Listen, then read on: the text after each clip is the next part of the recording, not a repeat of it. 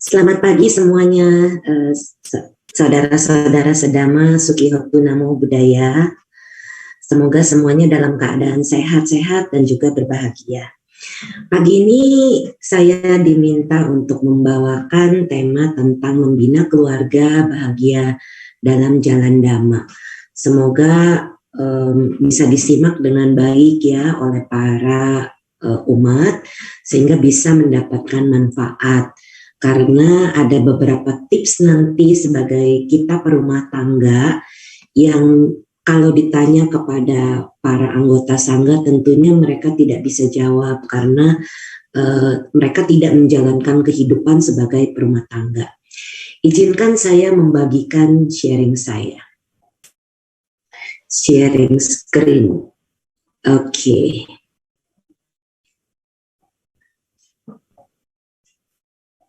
Jadi ini adalah topiknya, kita akan membahas tentang membina keluarga bahagia dalam jalan Dhamma. Saya bisa membawakan topik ini karena saya sudah mengalami pernikahan menyenangkan dan pernikahan tidak menyenangkan. Yang tidak menyenangkan karena saya belum betul-betul menjalankan praktek Dhamma, sedangkan pada saat saya betul-betul menjalankan praktek Dhamma dengan pasangan yang sekarang, maka kami menjadi lebih berbahagia ya.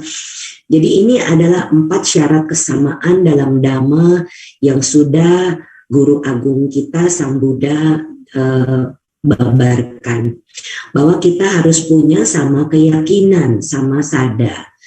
Kalau kita mempunyai sama keyakinan, maka sedikit sekali kemungkinan untuk terjadi ketidakharmonisan. Karena seperti yang Bro dan Sis pahami bahwa kita semua terkondisi karena karma atau hukum sebab akibat. Jadi inilah yang kita nanti harus sama pemahamannya. Apalagi nanti bila ada pendidikan anak-anak, bagaimana kalau berbeda keyakinan gitu ya. Nah kemudian kita kalau mempunyai sama keyakinan, maka kita mau baksos, mau aktif di wihara atau di cetia atau di kegiatan sosial, kita bisa melakukannya bersama-sama dan ini sangat menyenangkan. Karena apalagi kalau orang tua mempunyai anak-anak yang sama pula keyakinannya, maka kita bisa dalam satu keluarga itu melakukannya bersama-sama. Tetapi bila kedua pasangan orang tua atau suami istri mempunyai keyakinan yang berbeda, salah satu pihak biasanya tidak mau mengikuti atau enggan mengikuti kegiatan sosial di tempat pasangannya. Dan terkadang pengertian dari keyakinan bisa menjadi mudah goyah apabila satu pihak berusaha mempengaruhi keyakinannya. Ini sudah banyak sekali pengalaman yang saya alami selama praktek bertemu dengan para klien. Jadi itu sebabnya kenapa kita penting untuk memiliki sama sada. Tapi bukan berarti yang berbeda keyakinan tidak bisa bahagia. Saya pernah diundang sharing Dhamma oleh seorang bro di salah satu wihara, dan beliau menceritakan beliau itu ketua wihara. Jadi waktu itu saya dijemput offline sebelum pandemi, saya dijemput saat mau sharing Dhamma di wihara beliau, dan beliau menceritakan istrinya itu berbeda keyakinannya, tetapi tidak pernah melarang kegiatan suaminya. Jadi pada saat bapak atau bro ini menceritakan, jadi kalau misalnya ada kegiatan apa di wiharanya didukung sama istrinya yang berbeda keyakinan, tetapi mereka saling menghargai. Nah ini bisa terjadi. Bukan berarti tidak bisa, tapi mengurangi konflik-konflik itu yang saya maksud saat kita sama keyakinan. Ya. Kemudian yang berikutnya adalah sama sila. Saya sudah dimanapun saya sharing Dhamma, saya tekankan betapa pentingnya kita menjaga sila. Karena dalam satu hubungan, suami saya pernah bilang, saat kami memutuskan untuk bersama, Dia bilang selama jalan kita ini ada di dalam jalan damai yang tentunya menjaga sila, pasti tidak banyak mengalami masalah. Dan betul, sejak kami menikah 2005 sampai sekarang, itu kerikil-kerikil masalah sedikit sekali. Jadi dia mendukung saya mendukung dia. Jadi itu sangat kehidupan kita ini sangat baik jadinya. Kita menyayangi makhluk hidup. Jadi sila ini kalau kita tidak menyakiti atau membunuh, maka suami saya pun pernah bilang, kalau seorang menyayangi pasangannya, maka tidak akan menyakiti, karena menyakiti itu melanggar sila pertama. Kemudian tidak mengambil apa yang tidak diberikan. Kita tidak khawatir milik kita akan hilang diambil pasangan kita. Saya tahu di mana suami saya menyimpan uang tunai di rumah, tetapi saya tidak pernah mengambil tanpa memberitahu. Dan bahkan beliau yang memberi, sudah beri izin, kalau kamu perlu pakai, tak ambil aja. Dan saya merasa kalau saya belum perlu pakai, saya tidak ambil. Dan kalaupun saya mau perlu pakai, dia yang kasih. Jadi saya akan bilang, saya butuh sekian. Jadi nanti dia kasih. Seperti itu kami lakukan. Beliau pun tahu di mana saya menyimpan uang cash saya, karena di rumah tangga itu pasti butuh ada uang tunai. Dan kami tidak takut saling, biasanya saya lebih banyak menyimpan uang-uang kecil untuk kembali uang pas gitu ya, karena sejak pandemi kami tidak lagi membayar dalam bentuk minta kembali. Jadi kasih belanja itu uang cash. Kalau dengan tukang sayur atau tukang buah yang lewat di depan rumah. Jadi saya itu menyimpan uang kecil, dia menyimpan uang besar, tapi kami tidak saling mengambil. Jadi kalau memang itu kami butuh, kami bilang. Dia butuh uang kecil, dia bilang saya butuh ini ambil aja. Nanti dia akan bilang saya ambil sekian. Jadi itu yang kami lakukan, dan ini sangat membuat kita ini tidak ketakutan jadinya. Kemudian kita tidak melakukan perbuatan asusila, tidak memaksakan kehendak, tidak menduakan hati, tidak membeli seks di luar perkawinan, dan tidak berhubungan seks dengan istri atau suami orang lain. Saya itu sebelum pandemi seringkali pergi keluar kota. Sebulan sekali pasti ada keluar kota. Tapi sejak pandemi saya tidak lagi pergi keluar kota, dan belum akan ada rencana pergi keluar kota untuk beberapa waktu. Jadi, dan suami saya pergi ke Hawaii selama 4 bulan mengurus bapaknya. Kami tidak saling khawatir walaupun jaraknya jauh. Karena kami tahu kami sama-sama jaga sila. Jadi nggak ada perasaan, wah jangan-jangan. Itu dibuang pikiran-pikiran buruk seperti itu. Ya, jadi kalau pasangan suami istri mempunyai sama sila, maka itu akan menyenangkan. Terutama juga orang tua dengan anak. Saya tahu mami saya nyimpan uang cash di mana misalnya. Saya pun tidak mengambil. Bahkan kalau saya perlu pinjam, saya kembalikan. Seperti itu kami lakukan di dalam rumah tangga ini. Kemudian kami tidak berbohong, tidak berkata kasar, tidak memecah belah, berkata jujur dan tepat waktunya.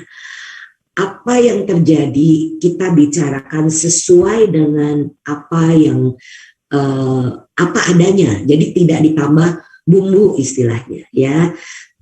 Karena apa? Karena kalau ditambah bumbu itu menjadi gosip, dan itu pun melanggar sila keempat. Jadi kami sangat berhati-hati dengan kata-kata, pikiran, dan perbuatan kami masing-masing. Untungnya walaupun saya tinggal bersama orang tua atau mami saya, beliau pun menjaga sila. Jadi kalau sudah mulai melenceng gitu ya, ada yang bisa mengingatkan. Dan ini adalah salah satu hal yang sangat baik kami lakukan. Dan ini friction atau apa namanya, masalah-masalah di dalam rumah tangga itu hampir jadi tidak ada. Jadi kami hidup rukun, apalagi sekarang di masa pandemi kita harus lebih banyak tinggal di rumah. Jadi tidak banyak keributan, sama sekali tidak ada bahkan ya. Jadi itu yang terjadi. Dan tidak memakai narkoba. atau makan atau minum yang menyebabkan lemah kesadaran. Bila ini dilakukan maka bisa menimbulkan pelanggaran 4 kemoralan lainnya, 4 sila lainnya. Jadi ini sudah sering saya bahas di dalam sharing Dhamma lainnya tentang sila dan karma atau born again, yang bro dan sis bisa dengarkan kembali pada saat ada di dalam YouTube saya. Jadi silakan nanti didengarkan kembali. Dan yang ketiga adalah sama kedermawanan atau sama caga. Kalau salah satu pasangan mempunyai kedermawanan yang sama, maka ingin membantu atau berdana untuk kepentingan orang lain, ini bisa didukung, tidak dihalangi oleh pasangannya. Kita bisa melakukannya bersama-sama dengan penuh pengertian. Dan kedermawanan atau caga ini tidak selalu dengan uang. Jadi bisa dalam bentuk memberikan kehidupan. Hari ini Ceit di bulan 7. Jadi kami vegetarian. Kemudian nanti siang kami berencana untuk function, ya. Kenapa? Memberikan nyawa. Dan ini kami akan lakukan bersama-sama. Walaupun suami saya tidak begitu terlalu percaya dengan function, tapi beliau tidak pernah melarang. Dan kalau kita mau dana, kita saling mengajak. Saya mau function, saya ajak keluarga saya. Ada nggak yang mau ikutan gitu? Jadi ini kami lakukan bersama-sama di dalam keluarga supaya kehidupan menjadi harmonis, dan itu kami bersama-sama bisa melakukannya. Kalau mau berdana, ada kegiatan sosial misalnya, itu pun kami lakukan bersama-sama, saling mengajak. Ada teman yang memberikan dana makan nasi bungkus kepada orang-orang di jalanan, kami berdana bersama-sama. Jadi walaupun ada cici yang tidak tinggal serumah, beliau juga ikut. Nah, jadi kita ini bersama-sama punya sifat seperti ini, dan mami juga ikut, suami ikut, saya ikut, cici-cici saya ikut, keponakan juga ada yang ikut. Nah, ini kami lakukan bersama-sama. Kemudian sama bijaksana atau sama panya. Nah, ini yang sedikit lebih sulit. Kenapa? Karena ini berhubungan dengan pembinaan diri. Kalau pasangannya suka belajar dhamma, kebaktian, suka pergi meditasi retret, atau sekarang bisa online retret itu ya, dan melakukan kebajikan ini kalau didukung oleh pasangan atau orang tua atau anak, maka kita bisa mempunyai kebijaksanaan yang sama. Sebelum pandemi, setiap tahun saya mengadakan retret meditasi, baik itu saya bimbing atau mengundang guru meditasi kami yang Mulia Bante Wimalaramsi Matera. Itu didukung, suami mendukung, mami saya mendukung. Jadi saya tuh pergi ke tempat retret yang kadang-kadang bisa 6 minggu totalnya. Ya tenang-tenang aja, nggak ada rasa khawatir, rasa apa. Karena ada masalah mereka tangani, tidak mencari saya, karena kalau kami dalam retret kan tidak banyak berhubungan dengan dunia luar. Nah, ini mereka bijaksana, dan saya pun jadi bisa membimbing retret atau mengadakan retret ini dengan penuh ketenangan dan bisa fokus. Jadi dan kalau mereka bisa, mereka pasti ikut sama-sama retret. Nah, ini yang saya mau himbau kepada bro dan sis yang mendengar, kalau melakukan meditasi, ajaklah keluarganya bermeditasi bersama-sama. Sehingga kita akan mempunyai kebijaksanaan, karena panya ini baru muncul saat kita bisa bermeditasi. Ya, jadi ini adalah bagian dari jalan mulia berunsur 8 yang tidak kita bahas hari ini. Anyway, saya akan mengutip beberapa hak dan kewajiban yang sudah guru agung kita hampir 2.600 tahun yang lalu sudah babarkan dan masih berlaku sampai sekarang. Jadi ajaran kita ini bukan kuno loh bro dan sis, tapi masih berlaku ya. Hari ini kita akan membahas 2 arah, ibu dan ayah sebagai arah timur, istri dan suami sebagai arah barat. Apa maksudnya?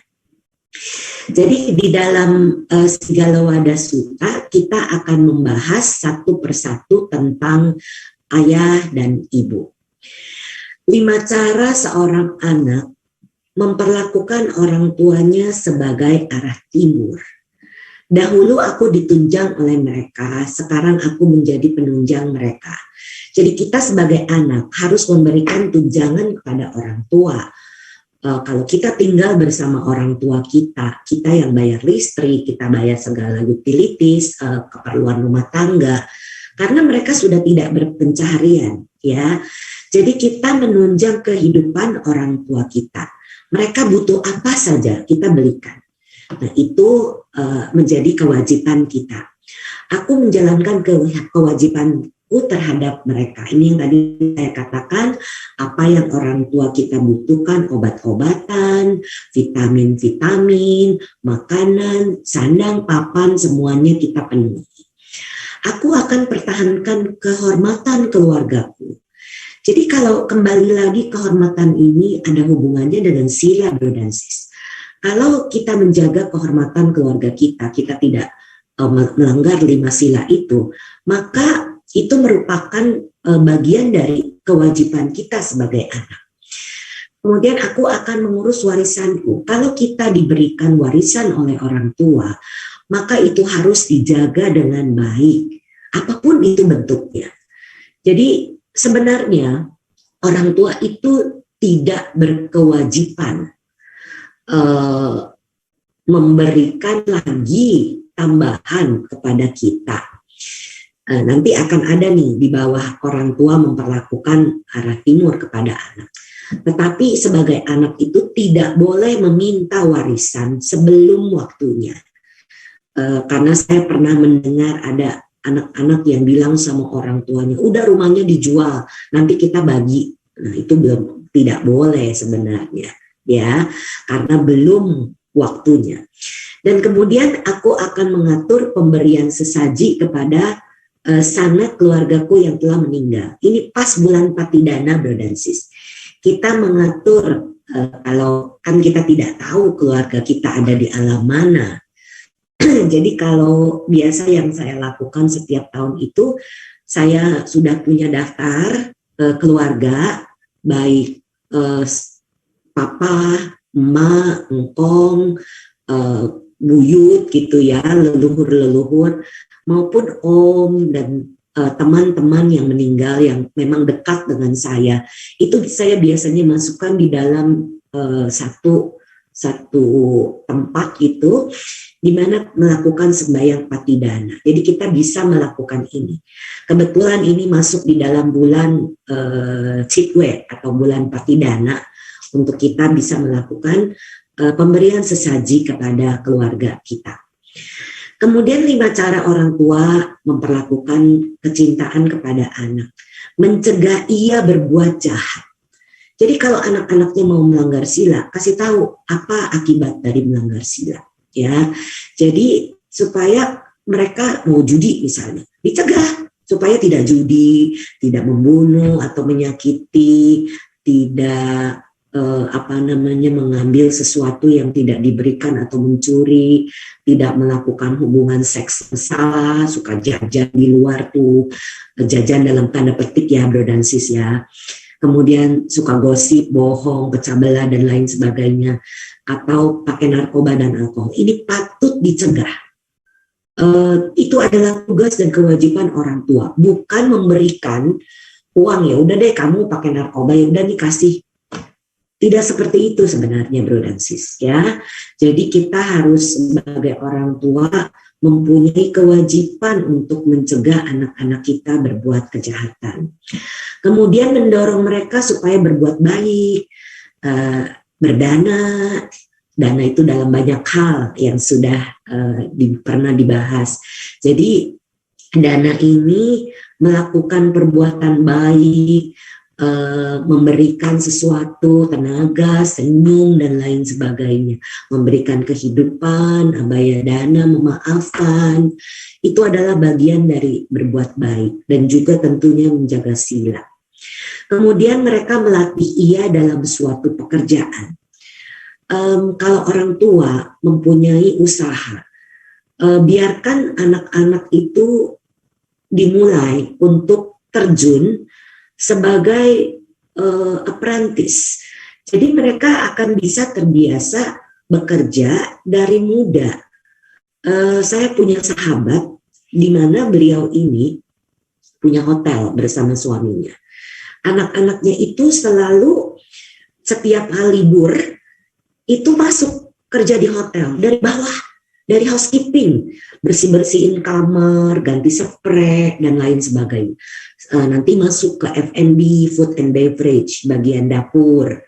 Nanti masuk ke bagian pembelanjaan.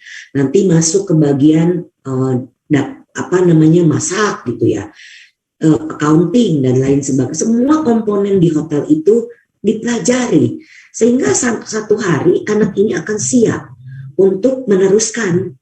Jadi ini melatih dalam pekerjaan dan ini sangat baik.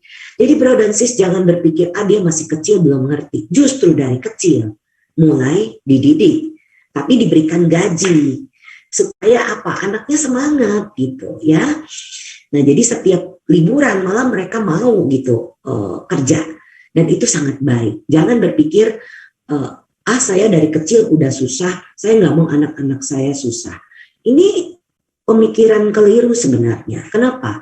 Karena kita bukan mendidik mereka. Jadi kita harus bisa mendidik anak-anak kita itu supaya mereka bisa survive, hidup saat kita sudah tidak ada. Nah, inilah tugas kita sebagai orang tua. Melaksanakan perkawinan yang pantas bagi anaknya. Nah, ini jangan dulu. Memang orang tua yang membayari biaya-biaya saat anak-anak menikah. Tetapi zaman sekarang itu sudah berbeda.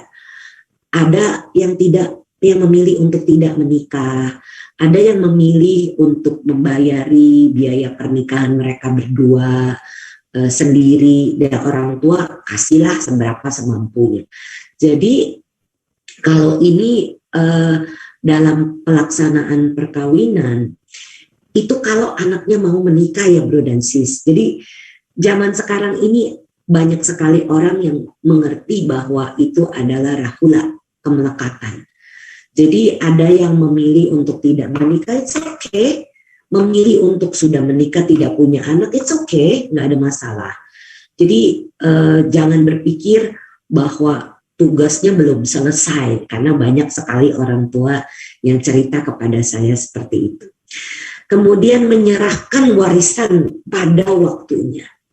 Ini ada kejadian kalau bro dan sis ingat, di mana beberapa tahun yang lalu di Singapura saat almarhum Lee, Perdana Menteri Lee itu masih bertugas, ada seorang kaya konglomerat yang membagi-bagikan harta kepada anak-anaknya, tetapi saat beliau sudah tua, bahkan beliau menjadi tukang sapu kalau saya tidak salah ingat.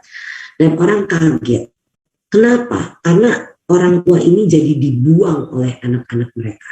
Dan itu dimarahi, anak-anaknya dipanggil sama Perdana Menteri Lee.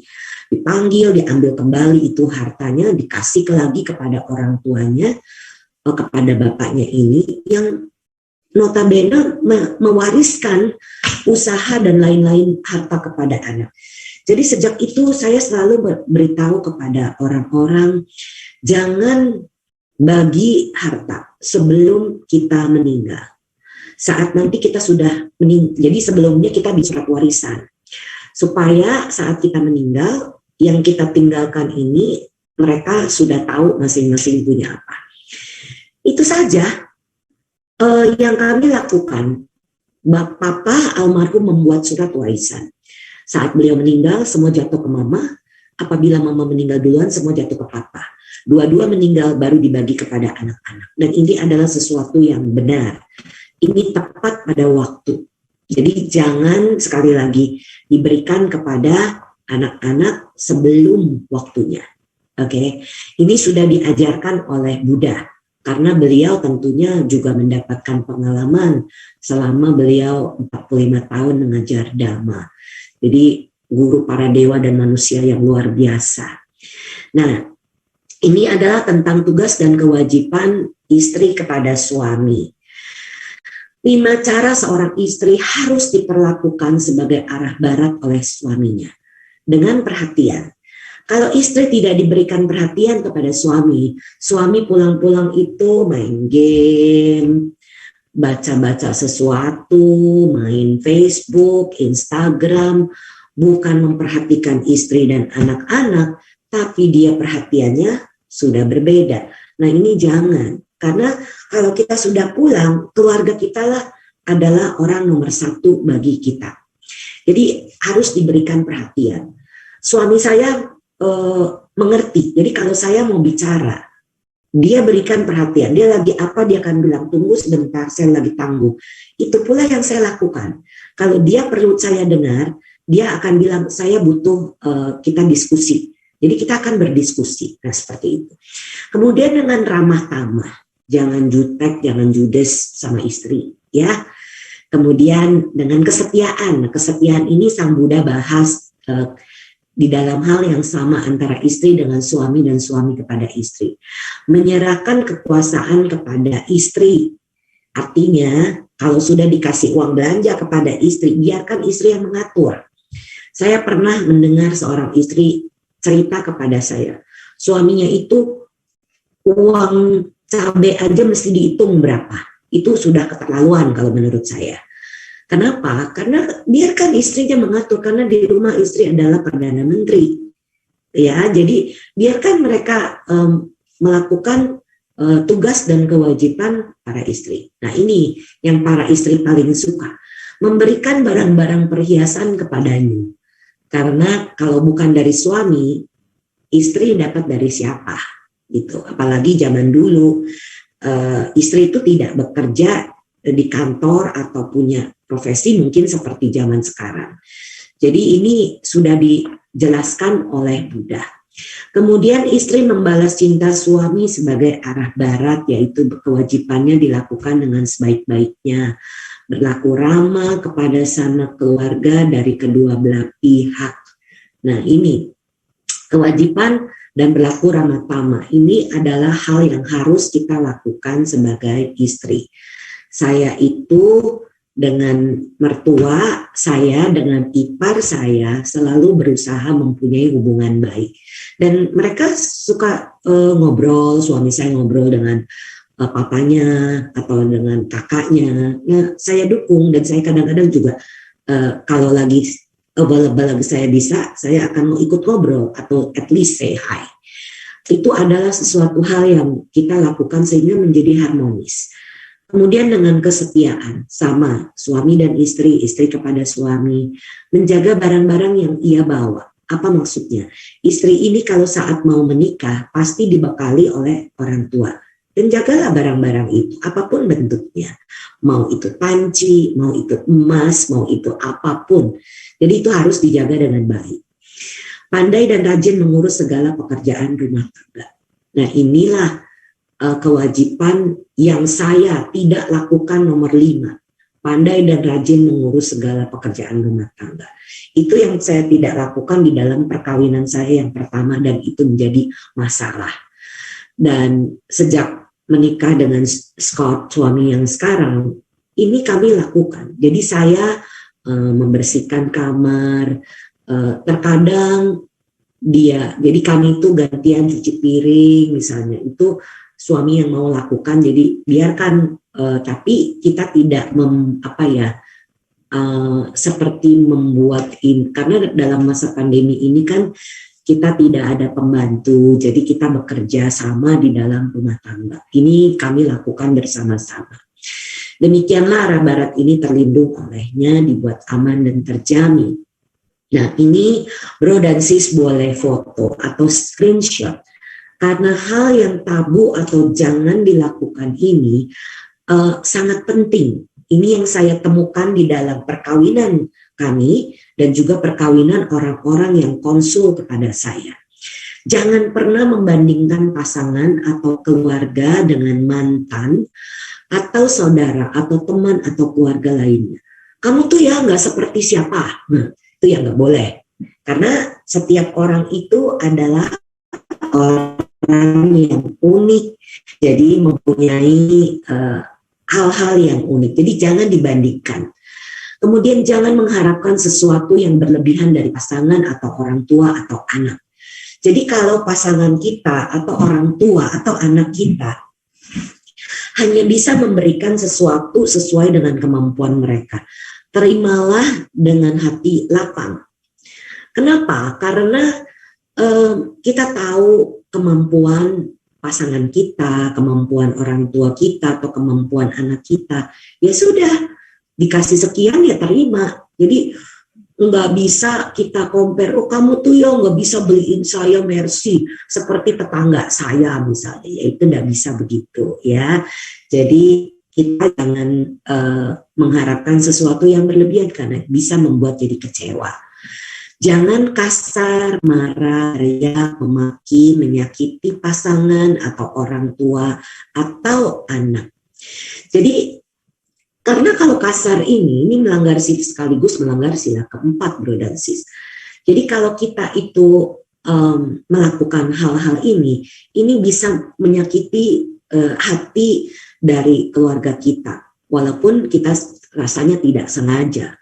Tetapi kalau kita melakukan ini, itu menjadi sedih, bisa sakit hati orang yang kita kasari atau kita marahi, atau diteriaki, atau dimaki. Ya. Kemudian jangan melanggar sila. Ini tabu nih kalau dalam keluarga. Ya. Kemudian jangan malas atau boros atau jorok. Saat dalam awal perkawinan, itu kedua pihak pasti di dalam sifat yang mereka biasa lakukan. Dan ini terbawa. Contoh, pada saat kami baru pertama kali menikah, suami saya tuh kalau pulang buka ban pinggang, dilempar di sofa, buka baju, dilempar di sofa, di mana aja. Terus saya bilang, waktu itu kami masih tinggal di Amerika, dan saya bilang sama dia, maaf ya, kita nih tidak punya pembantu dan saya bukan pembantu kamu. Kalau kita ada tamu, kita repot, saya yang repot mesti beres-beres. Jadi saya beli satu keranjang dan saya minta tolong baju kotor itu masuk ke dalam keranjang. Karena kami itu mencuci baju dulu seminggu sekali, karena kami bekerja hari-hari. Jadi itu yang dilakukan. Dan itu suami saya lakukan karena kan namanya juga baru berumah tangga bersama-sama. Jadi kebiasaan baru yang baik itu mulai dilakukan. Terus misalnya ada nih pasangan yang kalau hari Minggu nggak mau sikat gigi, nggak mau mandi gitu. Nah ini yang harus diperhatikan, jangan sampai melakukan ini. Kemudian jangan menunggu untuk berbuat baik atau memaafkan. Saat keluarga kita berbuat salah, dalam pikiran langsung saat itu kita maafkan. Sehingga kita tidak menderita. Tapi kalau kita tidak langsung memaafkan, itu menjadi penggandaan pikiran atau papanca. Nanti, wah ini cerita-cerita ini muncul di dalam pikiran kita, jadi kita kesel. Gitu. Padahal kejadiannya udah lewat. Ya. Jadi saat itu juga kita langsung maafkan. Jangan pernah menuduh. Karena tidak ada orang yang suka dituduh. Jangan pernah bilang, oh kamu nih ya pulang telat, pasti nih ada apa-apa nih di kantor. Nanti betulan dilakukan, itu yang sering terjadi. Jangan berpikir pasangan atau keluarga bisa membaca pikiran kita. Jadi kalau kita mau sesuatu, kita mengharapkan sesuatu, kita bicarakan. Ya, jangan diam-diaman. Oh mestinya dia tahu apa yang harus dilakukan. Enggak. Ya, di sini kita tidak membaca pikiran. Jangan sembarangan curhat dengan lawan jenis. Ini untuk para perumah tangga. Kenapa? Kalau begitu kita mulai membuka aib atau masalah dalam rumah tangga kepada orang, terutama lawan jenis yang bukan terapis. Nah itu akan membuka celah untuk terjadinya pill atau will. Jadi pria idaman lain, wanita idaman lain, jangan lakukan itu kecuali kalian berbicara dengan memang terapis yang punya kompetensi dalam hal ini. Nah ini itu adalah yang jangan dilakukan. Dan yang berikut adalah tentang tips. Nah ini saling menyayangi sewajarnya. Kalau suami atau istri kita atau mama kita mau pergi atau kita peluk gitu, atau kita mau pergi kita peluk mereka, kita peluk cium. Kemudian saling berkomunikasi. Jadi apapun itu kita bicarakan. Jangan sampai menunda sampai terjadi bom meledak. Bom itu kekesalan yang tersimpan itu, bro dan sis, lama-lama bisa meledak. Kemudian saya juga menggunakan saling setia sebagai hal yang ketiga seperti yang Buddha sudah katakan. Saling memberikan perhatian, suami kepada istri, istri kepada suami, kita sebagai anak kepada orang tua kita kepada kita, seperti itu ya. Kemudian saling percaya. Ini adalah dasar dari satu hubungan sebenarnya, hubungan apapun bentuknya. Jadi kita harus bisa memberikan kepercayaan kepada keluarga kita. Dan keluarga kita juga memberikan kepercayaan kepada kita. Saling menerima apa adanya. Kemudian saling menghargai, saling mengerti, mendukung, saling menghormati, menjaga kebersihan badan seperti yang saya bilang. Sikat gigi, mandi, dan lain sebagainya itu adalah suatu hal yang penting dilakukan. Saling memaafkan, saling merawat, baik kesehatan maupun harta benda. Ya, jadi sharing Dhamma ini karena waktunya cuma 35 menit, saya akan bahas sedikit pentingnya rileks dalam kehidupan dan meditasi. Jadi ini yang bisa bro dan sis lakukan selama masa pandemi, supaya kita ini tidak stres, supaya imun kita ini bagus. Jadi ini yang bisa kita lakukan.